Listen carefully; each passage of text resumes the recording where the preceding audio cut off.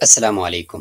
لوگوں میں ایک بات مشہور ہے اور ایک ٹرینڈ بھی چلتا ہے، میسیجز بھی فارورڈ ہوتے ہیں کہ جو بھی شخص رمضان المبارک کی آمد کی خوشخبری سب سے پہلے دے گا تو اس پر جہنم کی آگ حرام ہے اور اس کے گناہ بخش دیے جائیں گے۔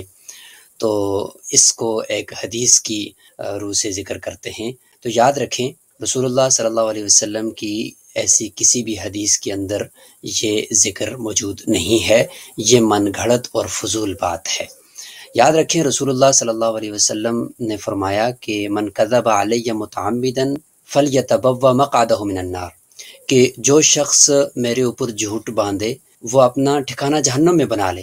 تو اس سے آپ اندازہ لگائیں کہ یہ کتنا بڑا گناہ ہے، اکبر الکبائر ہے رسول اللہ صلی اللہ علیہ وسلم کے اوپر جھوٹ باندھنا۔ تو لہٰذا ہمیں اس سے بچنا چاہیے، اور جو بات ہمیں مکمل طور پر معلوم نہ ہو کہ یہ رسول اللہ صلی اللہ علیہ وسلم کی حدیث سے ثابت ہے، اس وقت تک اس میسج کو بھی آگے فارورڈ نہیں کرنا چاہیے، کسی کو نہیں بھیجنا چاہیے، ورنہ الٹا ہم تو یہ سمجھ رہے ہوں کہ ہم ثواب کما رہے ہیں اور ادھر سے ہمارا جہنم کے اندر ٹھکانہ مقرر ہو چکا ہو۔ اللہ تعالی ہم سب کی حفاظت فرمائے۔ جزاکم اللہ خیرہ۔